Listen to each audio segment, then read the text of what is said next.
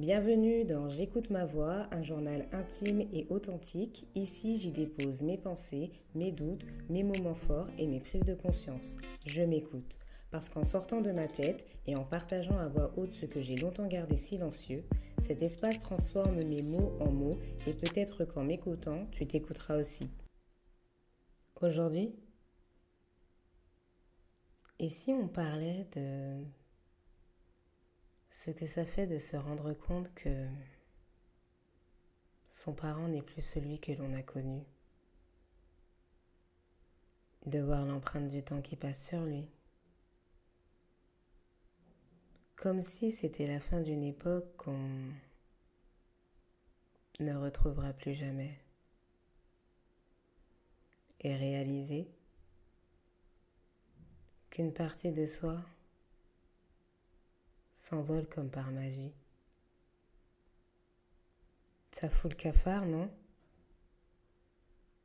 C'est d'autant plus réel et concret que ça n'en soit plus difficile à accepter.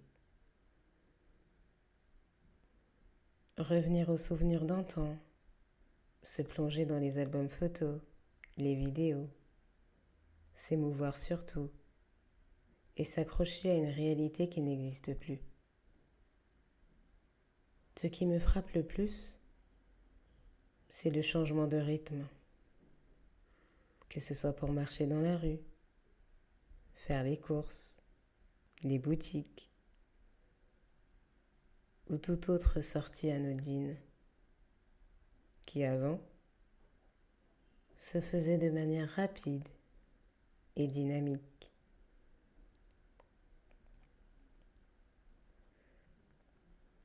Maintenant, il faut ralentir, faire preuve de patience et s'adapter à sa cadence.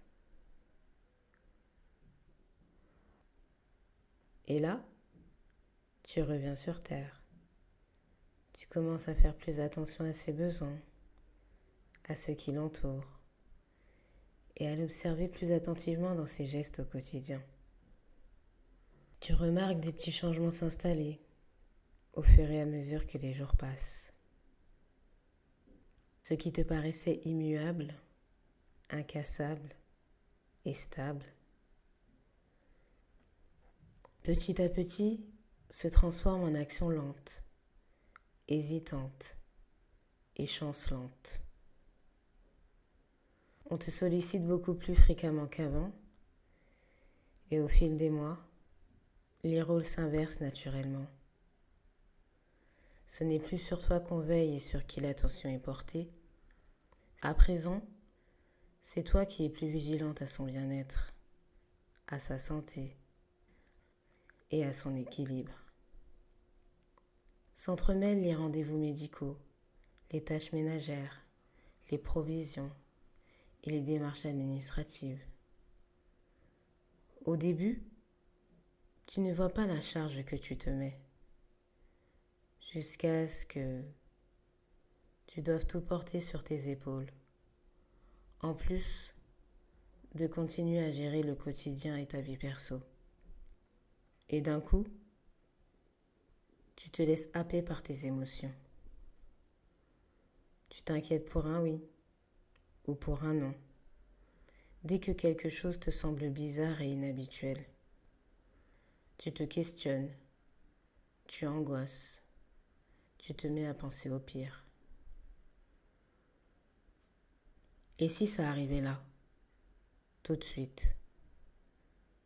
Des tas de pensées tournent sans cesse en boucle dans ta tête, et c'est la panique qui s'empare de toi. Tout compte fait, tu réalises que cette image ancrée de cette figure héroïque et indestructible, comme dans les films que tu as vus toute ta vie, n'est qu'une illusion. Tout peut basculer du jour au lendemain. C'est bien réel. Et même si c'est dur à réaliser, viendra le jour où... Mais qui est prête pour ça? Raison pour laquelle tu dois avoir un sas de décompression safe, dans lequel tu es à l'aise pour exprimer tes émotions comme elles viennent. Ou essayer de prendre du recul sur la situation en repositionnant le focus sur ce qui est réellement important. Car en s'éparpillant et en se laissant gagner par le stress, on ne prend jamais les bonnes décisions. Parler aussi franchement à son proche du fameux jour où il partira, c'est aussi s'enlever un poids qu'on s'inflige par peur.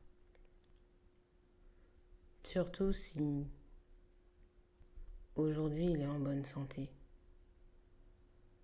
N'attends pas que le pire arrive pour t'en soucier. Si tu ne peux pas lui parler de ces choses-là, avec qui tu vas le faire? Je sais que c'est un sujet sensible, mais on va tous y passer. Je pense que tout le monde dans sa famille a de près ou de loin déjà perdu un proche ou côtoyé quelqu'un qui en a déjà perdu un et a entendu ou vu à plusieurs reprises les dégâts que ça a causés chez certains cercles, malheureusement,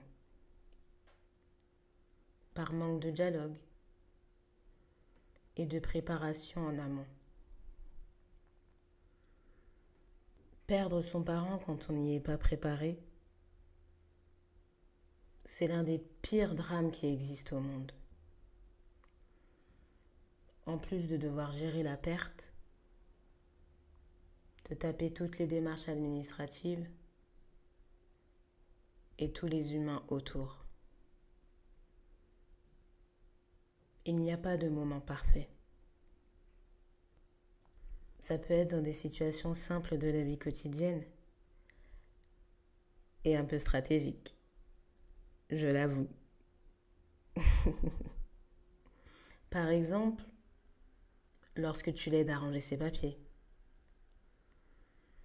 lors d'une conversation banale, pendant une longue promenade ou posé dans un parc. Donc j'insiste, parle-en avec lui et n'aie pas peur d'aborder ce sujet qu'on redoute toutes. Et même si ça se trouve, qu'il y pense mais ne sait pas comment la mener vers toi. Il y a encore quelques années, c'était des questionnements qui ne me traversaient même pas l'esprit.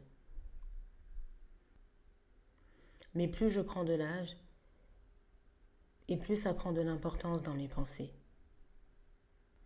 Me dire qu'il a été là, aux prémices de tout, de mes premiers cris, en passant par mes larmes et mes rires, que j'étais cet être qu'il devait aimer, protéger et accompagner dans tous les aspects de ma vie.